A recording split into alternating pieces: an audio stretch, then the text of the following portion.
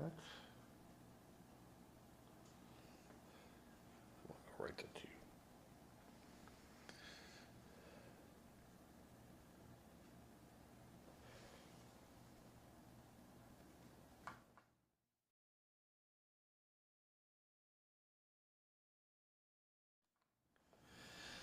Welcome to News with a View, a Fat Cat production. This is hosted by me, John Acosta, an expert on nothing. Today is August 25th, 2025, and this is episode 121. It's been about 4 days since I did my last episode. I was busy. And not that there wasn't stuff in the news to report, but it's a weekend and it's always sparse. And I didn't want to report on just fluff stuff. So today's episode, we'll discuss a little bit more about the John Bolton raid. We'll talk about Newsom trolling Trump. We'll discuss Trump and his threat to deploy troops to Chicago. We're going to discuss town hall meetings that are filled with paid professional liberal protesters. Of course, Garcia is back and he's going to be deported. And NBC and ABC have their licenses quasi-threatened by Trump. I don't think you should be doing that, but we'll get back to that. All right. Let's just jump right into it. The Bolton home raid. Totally different from what took place with Donald Trump and Roger Stone. This had to do with violating national security protocols and possibly having documents that he should not have been used in his book. And the FBI has searched for items. The FBI did raid his house without fanfare, different than when Garland had Trump's house raided and Roger Stone. They had media sitting there waiting for that to happen. Leaked photos, leaked information. It was the Biden administration going after Donald Trump. There was no ifs, ands, or buts about it. The information on the raid was leaked, what they were looking for, where they looked, the documents that were spread out on the floor as if that's where they were left when found. The FBI was totally weaponized against Trump and against Roger Stone. The FBI has left a report of what they confiscated from and took from Bolton's home, left a report with Bolton. The FBI will not release that information. Bolton is free to release that information. There's nothing that prevents him from saying, hey, the FBI took these papers, took this, took my television, took my laptop. But Bolton had been warned about the book that he had been published because he was a person who was in the know and had to have the book looked at before being given the okay to publish. And a judge had told him, when they were going through all this, hey, you could be in trouble. You are taking a risk. And John Bolton does not have too many friends anyway. There's more people that dislike him than like him. So he's was not the most favorite person, even though Trump had picked him, and Trump got rid of him too. The FBI is handling this case in a true manner, the way the FBI handles an investigation. They'll go in.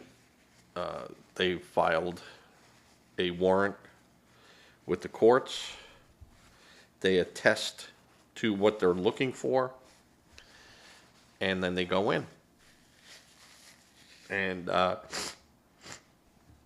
you could be pretty sure that they knew what they were looking for. And Bolton had really made enemies within all the agencies. And this was not Trump going after him. Yeah, Trump is probably delighted that that he has been gone after. But I don't see Trump taking much delight in this, in that sense. Might get some satisfaction out of it, but so Bolton was warned, given lots of chances not to do what he did, and yet he did it anyway, which is, hey, who knows? Who knows? I don't know what he had, and you don't know what he had, but obviously the FBI knew what he had, and the stuff that he released in his book could have only come from classified documents that were never declassified. So he could find himself, looking at 20 years. I doubt if that would happen, but he could find he found himself in some hot water here, and as he should. But like I said, this was different. This was not staged. This was not an orchestrated media event that like the FBI did with Roger Stone and Donald Trump. This was handled, no one knew about it. It was done and over with before, anything else could be released. The media was not given a heads up on this like they were with Trump. Totally set up by the FBI. Kash Patel is running a very clean outfit here. So that's what's going on with that today. A little bit more, they got what they wanted. Now, you might not hear from the FBI on this for weeks or months. Whether or not they already have a grand jury, and this is just going to go now to a grand jury. I'm assuming that's what's going to happen. But, they're going to do things in a very orderly fashion, or at least I hope they do. Because that's the way it should go. If you're going to do it by the book. And don't rush it, don't fake it, don't, make it into a party scene. Just do it. So, alrighty. I got to keep that over here because I don't know what I'm doing. Newsom keeps his insults of Trump going. And it's interesting. And not that, Newsom carries any weight with anyone other than the left. So, who really cares? Newsom's inconsequential to the president. Really is. But Newsom is using the same techniques that Donald Trump uses when he goes after people. But will it help him? And when I say using the same technique, he'll make something, President Trump will go, Comey did this, sad. So now Newsom is going, bum, bum, bum, bum, sad. And, doing the same, using the same template, but just changing the words to what Newsom wants to say. It's interesting, but it's not going to... I apologize. I have my cold. Well, it's allergies, whatever. Whatever I got. But will it help Newsom in the political arena? I don't think so. The left-leaning people will never turn right, and those who voted for Trump and the GOP are going to stay the course through 2026, no matter what Newsom says. No matter what joke he makes, no matter what he comes out and, uses, the people are going to support Donald Trump and President Trump. They're going to support him. The people that's voted for him are going to support him. I think in actuality, the left is in really, really sad shape, and probably the worst that the Democrats have ever been in. Even from the loss of Jimmy Carter and the loss of Dukakis and things like that, or Mondale, when Mondale ran, not Dukakis, but Mondale. It's going to be even worse than that, because that was more of a reaction, a political tide. And the houses didn't change that much. This has been an interesting election. I think a lot of people were surprised that, the Senate and the House was able to stay the course and actually take the Senate and increase their power in the House of Representatives. I don't know if if Newsom can fix that. Being I'm going to Trump is the big daddy for the GOP. I'm going to be the big daddy for the DNC. I don't think the DNC wants him. I think he's truly a liability.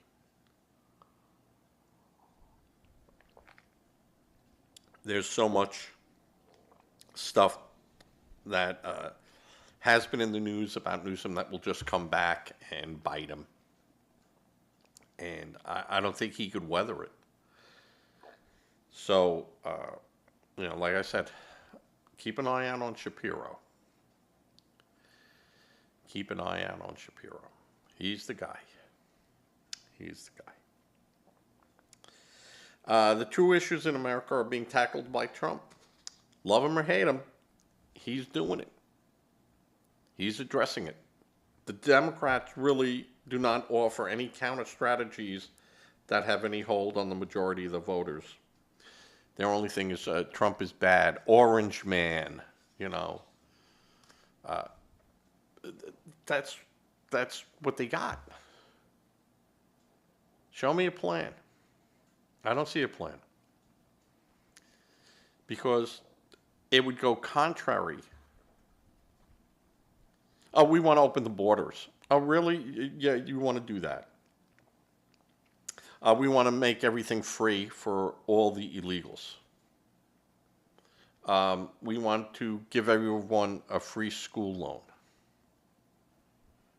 no matter what they're studying, no matter what their IQ is. Yeah, sorry. You don't have a plan. Your plans were lost in 2024. And I think your brand is so damaged. I don't know how you repair your brand. Maybe get off the LGBTQ wagon.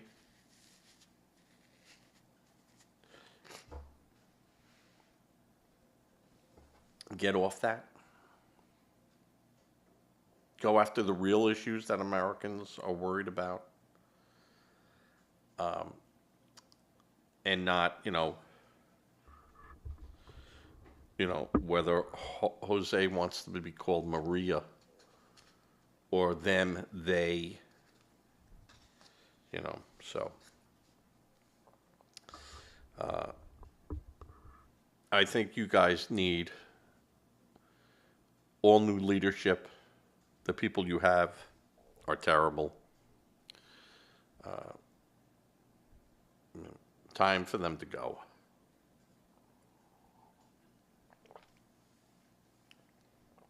Trump won the election.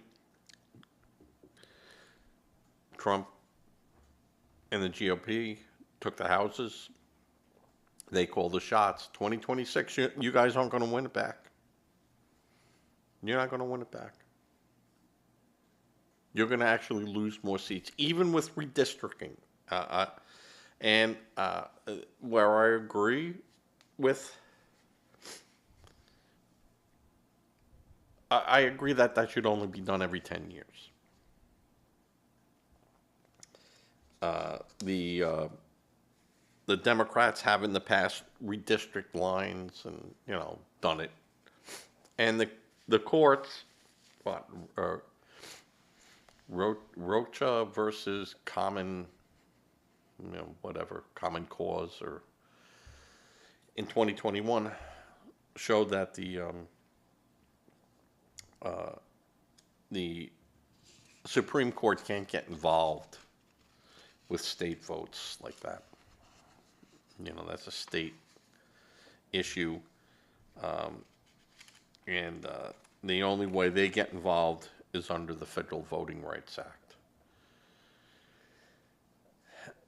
which they have kind of gutted, and it made way for these type of things to happen. But I think that the Democrats will end up being on the losing end of the stick there. And then once they lose that, that's it. It'll be very hard for them to get back in power on the federal side. The state side's a little easier because the laws for the state made for that state. Minnesota has theirs, New York has theirs. It's all variant of one another, but different. But on the federal guidelines, them's are the rules. I think that if the president wants to really get involved, he goes to Congress, asks for a new census, and the census show who's a citizen and who's not a citizen.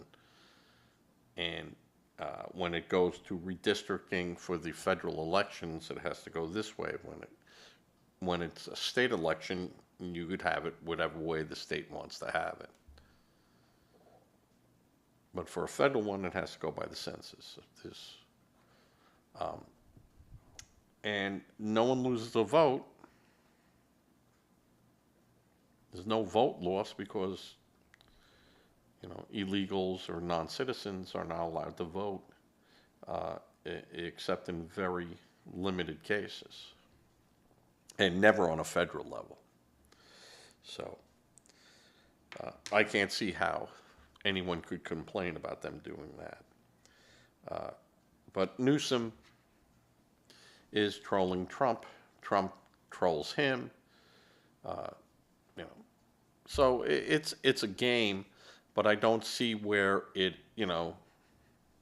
improves Newsom's numbers. The president control people. I don't know how that changes numbers, but what does change numbers are results. And what this administration has to do is now get on the big beautiful bill and push all its highlight. Hey, seniors, 95% of you are going to see your Social Security money not taxed. Hey, you people that work at Red Lobster, you people that, well, if there is a Red Lobster left, a Waffle House, an Eggs Up Grill, your tips are now your tips. And taxi drivers and Uber drivers and things like that, they might find where they're doing a lot better than they thought they would by a Republican. And that whereas the Republicans will say, if you don't elect us, these guys can come in and take that stuff away from you again. So, vote the way you want to, but just understand there's consequences. And I think they should be going out there and beating the drum on what this really means for a lot of people and a lot of the voters. Again, excuse me, I'm all congested and I cannot take over-the-counter medicine. So I think that this is a big game changer for Trump, and we must think of the 20, and now I'm speaking as a Republican, we must think of 2026 as a reinvestment into 2024, so that after 2026, Trump can go full throttle and make sure that the next president, a Republican, has everything that they need to continue on the correct course for America. And the voters decide what is the direct and best course for America. So we got to win, but we got to win with facts. And get the facts out there and make sure that the people that voted for Trump, we increase that number for the GOP. And then 2028, we make sure we have a person in there for the next 8 years.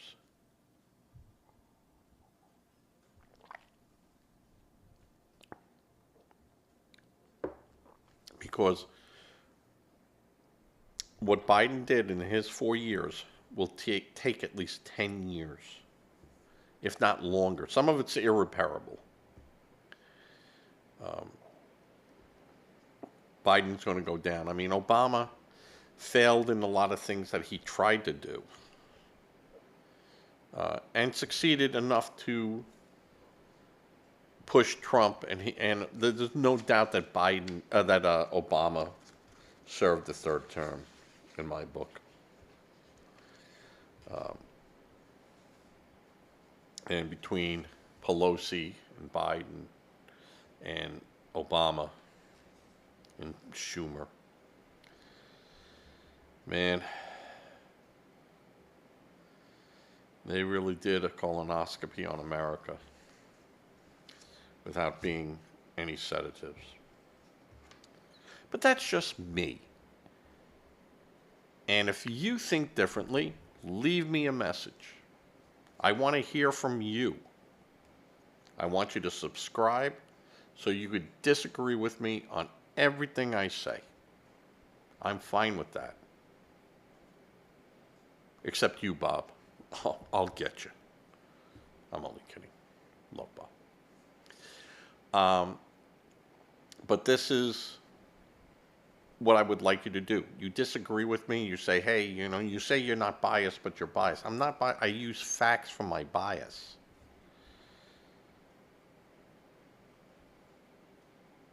Just like with the redistricting and all that stuff. The Democrats did it. The Republicans did it. This is nothing new. It's just that they can't be sued. You can't go to to the robes anymore. You have to go to your state. And that can have problems. So I think the Democrats really were the ones that started all this stuff. And when a lot of these states turn red and we could pick up 5 more seats, or we pick up 3 seats here, 2 seats there. Yeah. Yeah.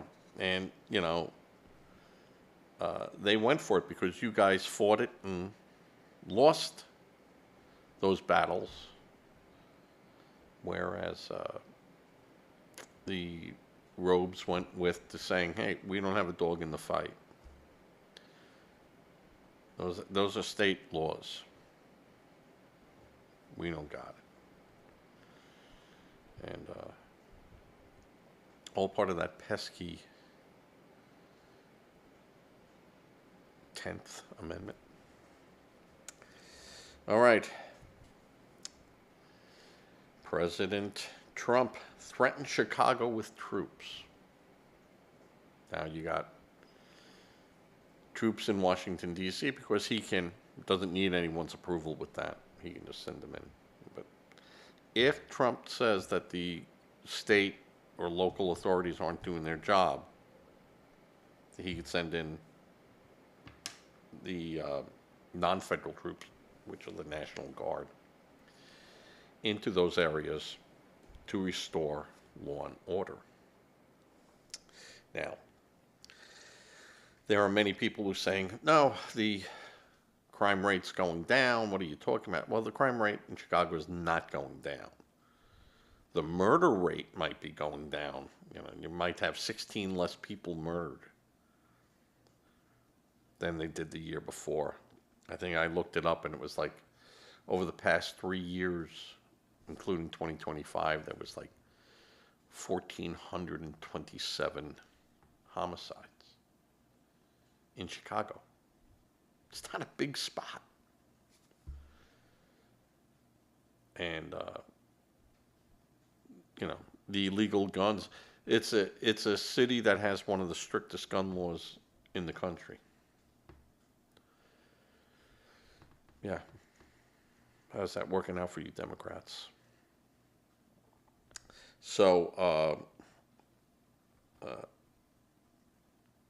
Governor Pritzker of Democrats said there's no emergency and President Donald Trump is attempting to manufacture a crisis. No. Violent crime in Chicago is not a manufactured crisis. There are plenty of people who want to see not federal troops in there, but troops in there so that they could walk down their streets. So, Democrats, be truthful in what you're saying. Whereas you go to parts of Philadelphia, and even parts of Atlanta, even some other, even red states are having problems with crime.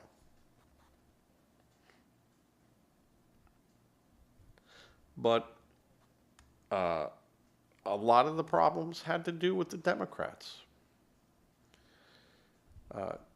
Going after qualified immunity with your police. Now, yeah, okay, I grant you, there are bad policemen, there's bad doctors, there's bad politicians, there's bad pilots, there's bad everyone.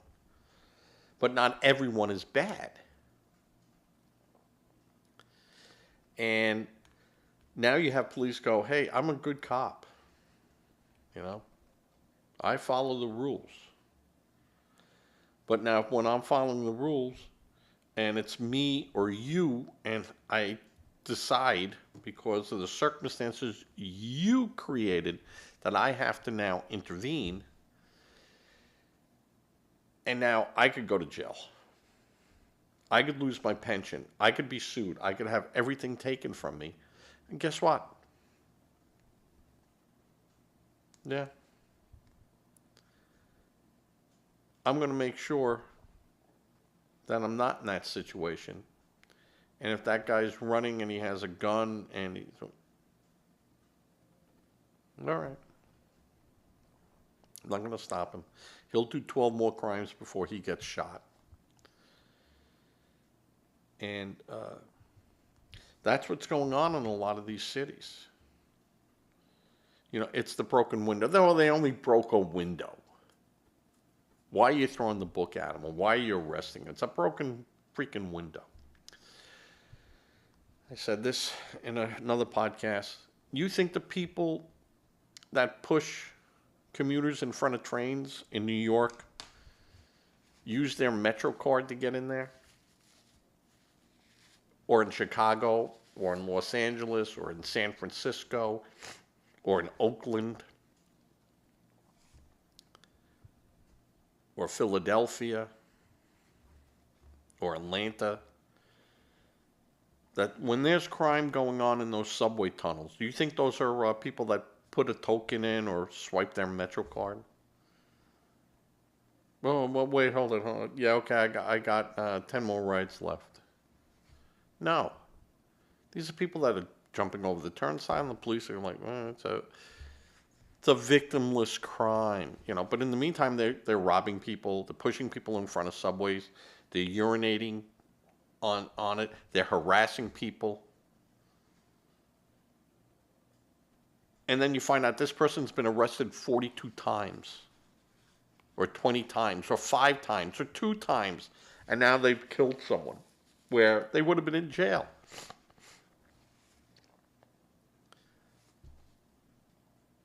That's the crime.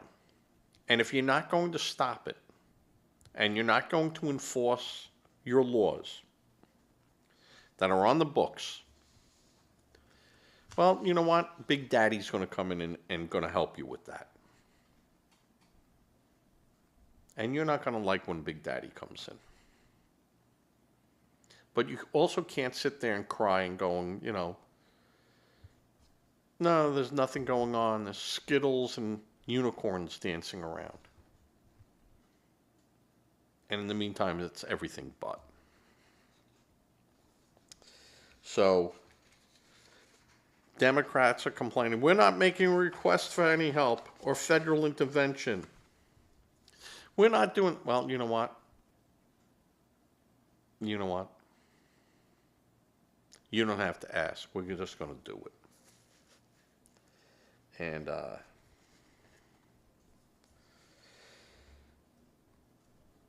President Trump's plan is to take back our cities one city at a time.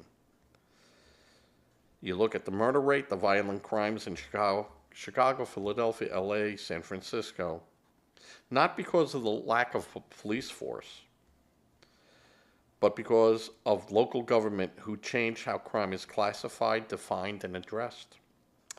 Not for social changes, but to hide the true facts on the people doing crimes and the places where crime is being committed.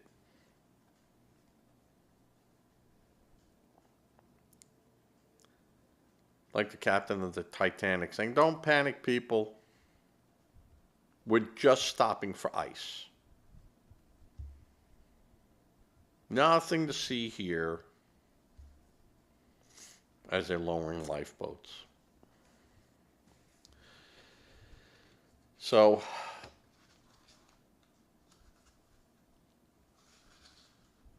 Trump has said this before, clean up your cities, clean up your towns,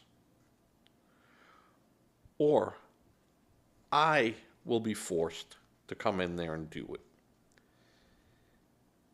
And I will sweep hard, and I will clean hard. And you will cry. So I think that Trump is right on course, and these are things that Trump should be promoting in those cities. There are far more people that want law and order than there are people who want to be criminals. And they don't have a say Because if they say anything, well, you're a racist or you're the problem, and they got a full book as it is where they can't fight that fight. They got to go to work. They got to get their kids off to school. They got to put a roof over their families' heads. They got to put food on the table. They can't risk that. So Big Daddy comes in and goes, you keep doing what you're doing. Because if you're not a criminal, you're not going to have any problems here whatsoever.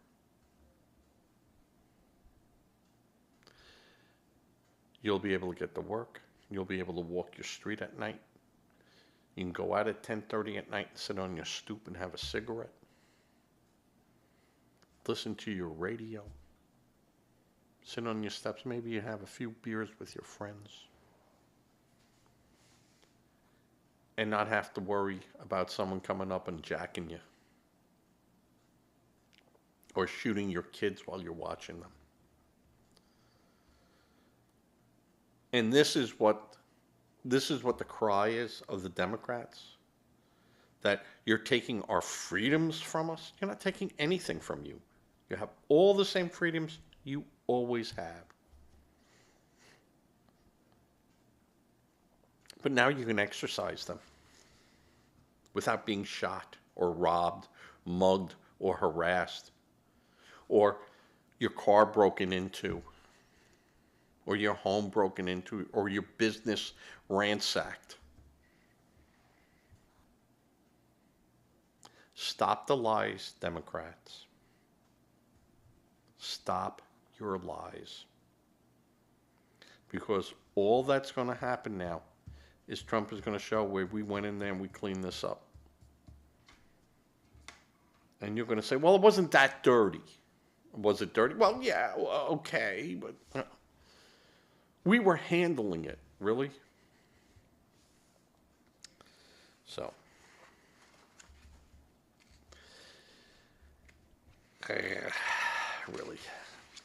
really, Democrats.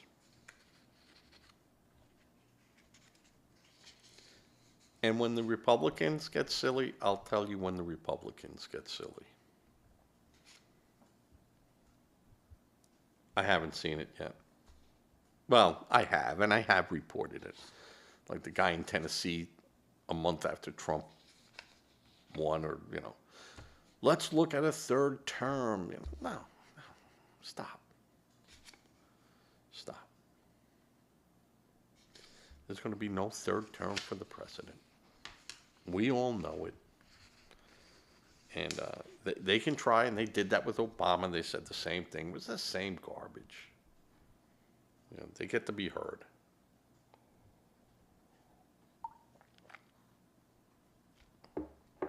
So, all right. Let's go to our next topic. Fun topics today, right, folks? Leave a comment. Get back to me. Tell me what a genius I am. Tell me what a jerk I am. You get to do that. And unlike my last story here, there's no one that's going to take that right away from you. All right. Town hall meetings are now being attended by professional Democratic protesters who go into these meetings, who are paid to go to these meetings, and start arguments and start fighting and start not even debating. Just an onslaught of people, when they say, no, you sit down, and the next person gets up, and then it's not a town hall meeting. It's a stage setup. And when, you have news reporters in there and out there, knowing damn well that this is what's going on. Paid protesters, we know they have paid protesters. Is that really a town hall meeting? Or is it a lynch mob? You know, there is a difference. And I think that the town hall meetings were a platform for people to see their elected representatives when they were no longer in Washington and come out and, the old Ed Koch, how am I doing? How am I doing? A lot of people don't know who Ed Koch was. He was mayor of New York City. He was also on the council, New York City councils, and he was a very savvy politician.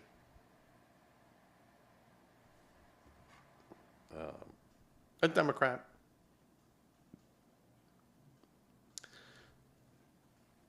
Allegedly gay, back when being gay was not a thing that you would discuss,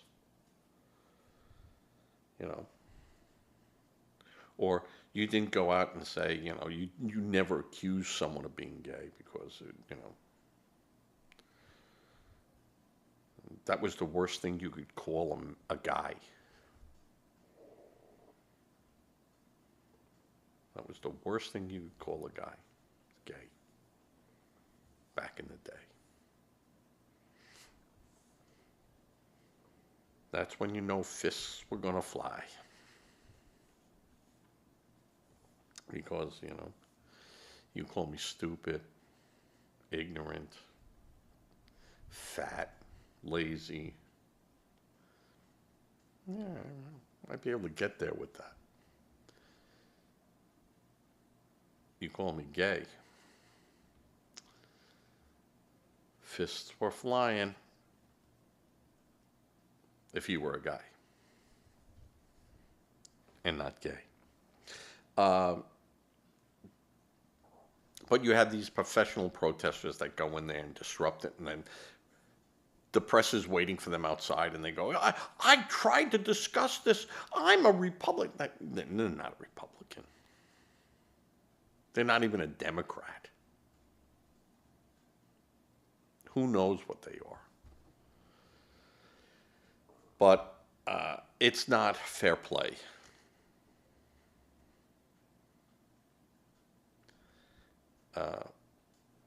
And you can't make it so much that you make it impossible for the people that want to go in. Make so many rules that you can't. It's open unless you have it in a private location where at that point. But you represent everyone, so you can't stop people from going to it. Though I might say you might be able to stop people who you must be in my district.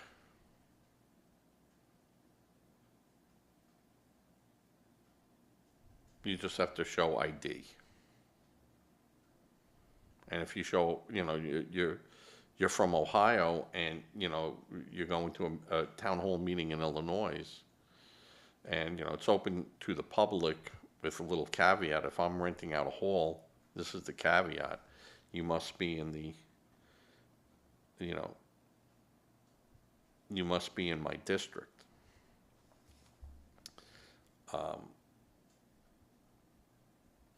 To attend. I don't see what would be wrong with that. So if they find these people in the district that want to go to it and they're Democrats or communists or Republicans or whoever, non-voters, they're fine too.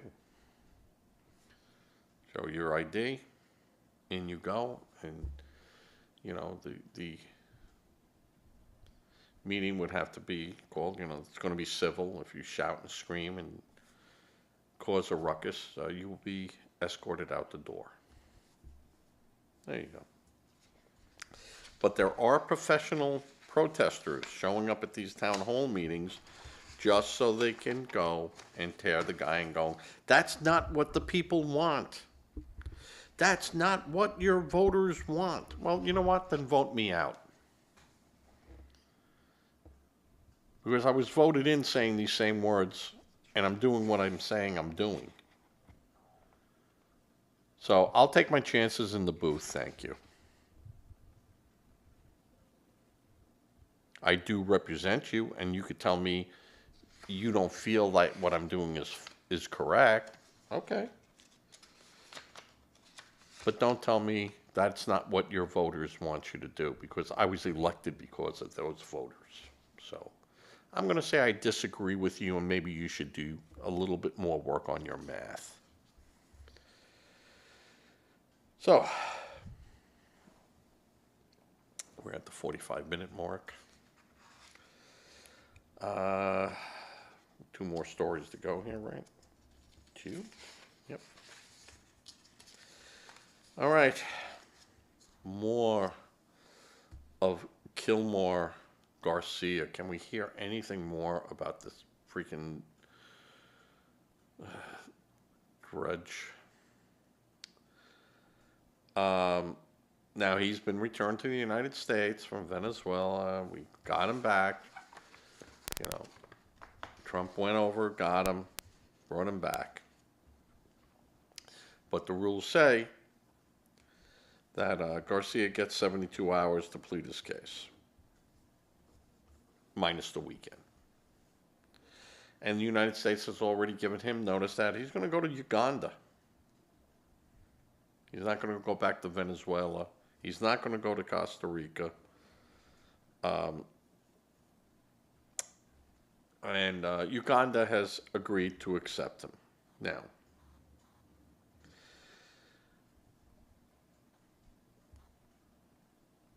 I would say to him, if you want to go to Uganda, we'll get you there. And we spoke to Venezuela, and they'll take you back too. You're going right back to prison. So, Uganda, no prison. We're not going to send you to Costa Rica because we don't even want you back on this continent. So,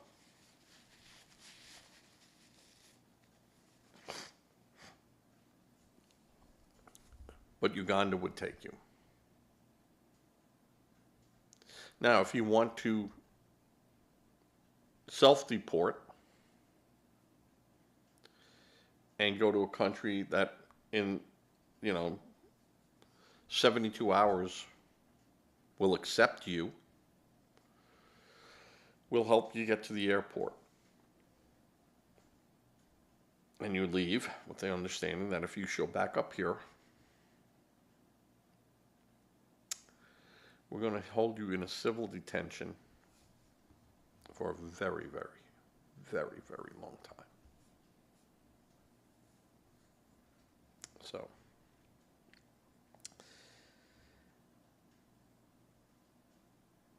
and the government is saying they have argued that Garcia can be deported because he came to the U.S. illegally and because U.S. immigration judge deemed him eligible for expulsion in 2019,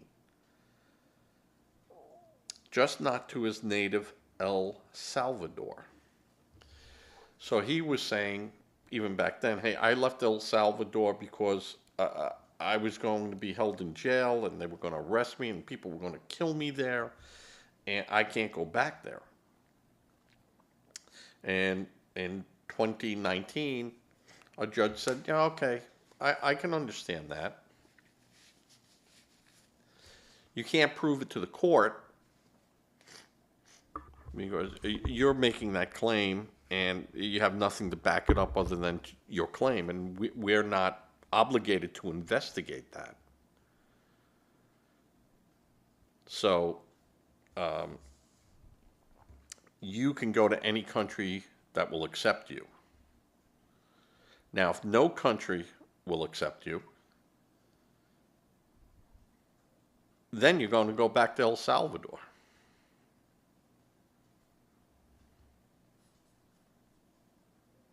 That's where you came from. Part of the argument too was that for Uganda was that you're sending him to a country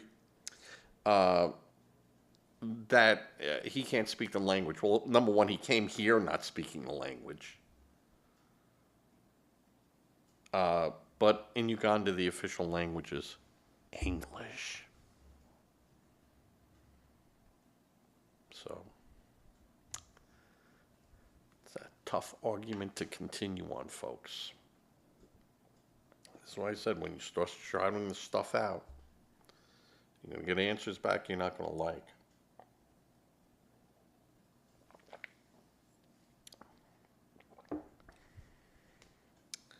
And a very good lawyer from CBS taught me that.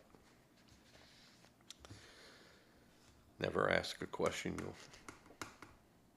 to a lawyer that you already don't know the answer to. Smart advice. Smart advice. All right, so we're going to hear more about Garcia until he's in Uganda. And wouldn't it be hilarious if he went over there and then, like, bought a Ugandan lotto ticket and won or something, and now he's over there real happy, and then he goes, no, I don't want my wife and my family coming here now. I'm starting over. Wouldn't that be great?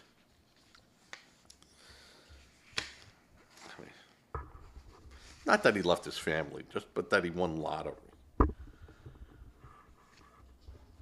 Or as he's leaving the United States, he buys a lotto ticket and then that thing wins or something, and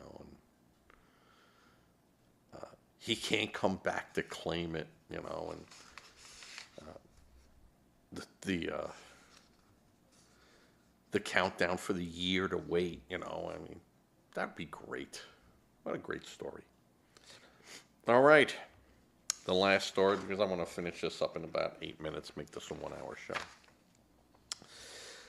President Trump threatens NBC, ABC license over news coverage. Now, just so you people know,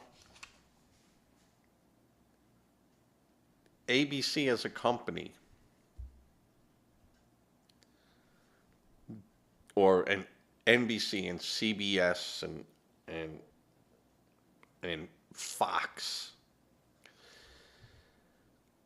they have licenses just for what's called their O&Os, owned and operated.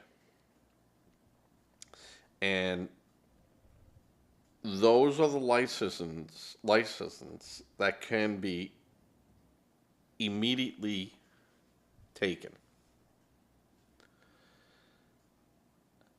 The affiliates are privately owned stations that just use NBC as contracted for their content and their news. Network news, not their local news. No, local news is local. That's that station's responsibility, not the parent organization.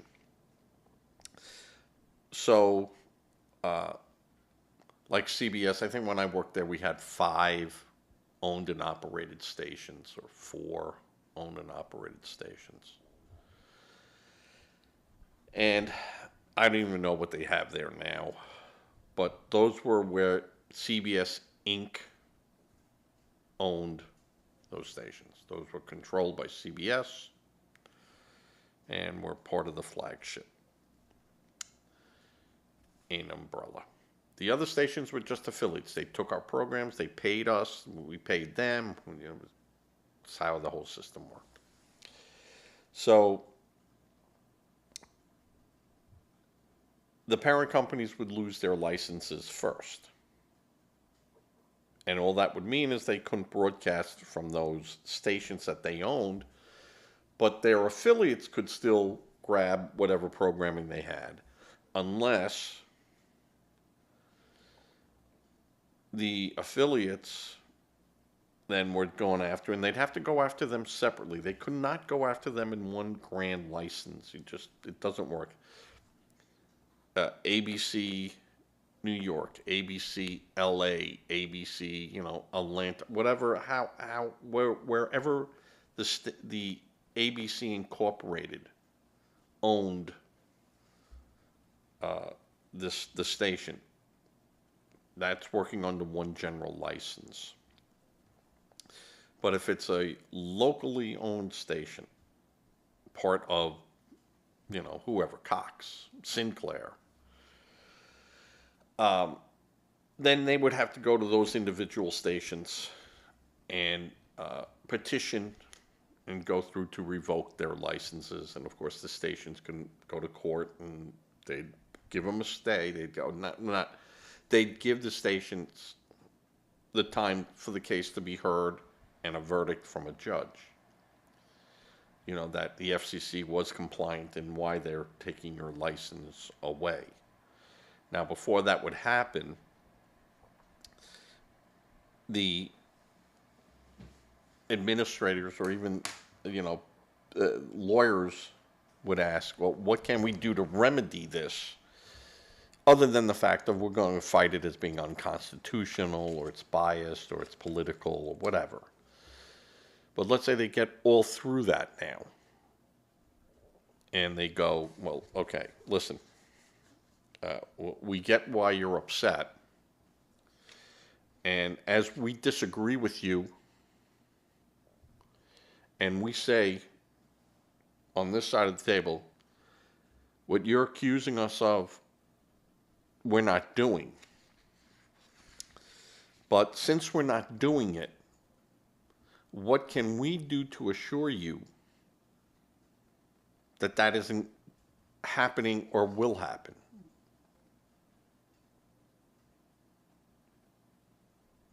We want to hear from you on what the remedy is, other than just putting a bullet in us. Is it a policy? Is it a fairness doctrine?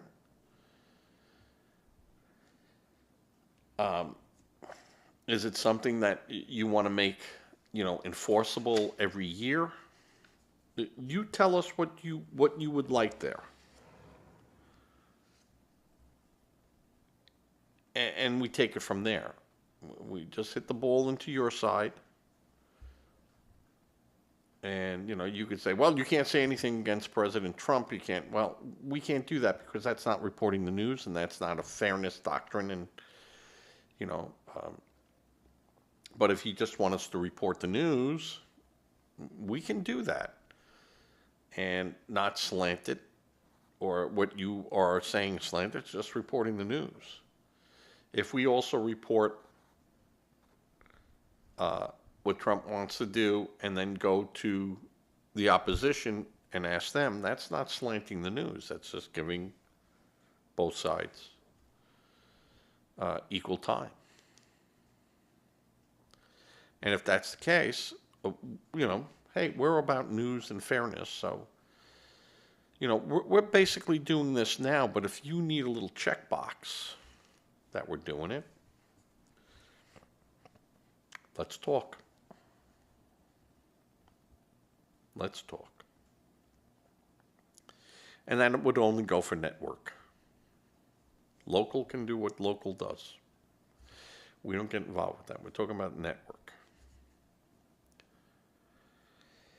Now, that's not talking about late night. And late night is, could be anything. And you could have a show. I hate the current president show. I love the current president show. There's nothing wrong with that. You could sit there and do parodies of these elected officials all you want on a show that you know these stories are not truthful, they're not accurate, these are parodies. So if you don't like that, if you don't like that we're going to make fun of this guy, or we're going to make fun of that guy, or we're only going to make fun of the Republicans, or we're only going to make fun of the progressives, or only make fun of the Democrats,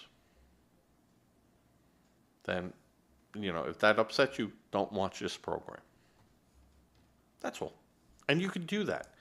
Can't do that with the news, though. So, Trump is saying that the NBC and ABC gave me a 97% bad stories on all their coverage. So it wasn't fair and balanced. It wasn't I spoke to this guy and then I spoke to this guy who's, one is yay, one is nay. And we asked them both the same questions and on a subject. That would be balanced. If